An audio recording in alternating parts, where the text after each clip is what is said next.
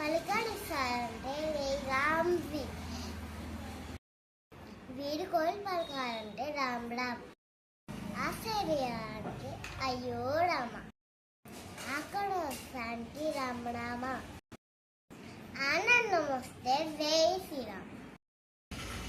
ఆకలేస్తే అన్నమో రామచంద్ర. రాయడానికి శ్రీరామ. ఏ రక్ష లేకపోతే శ్రీరామ రక్ష.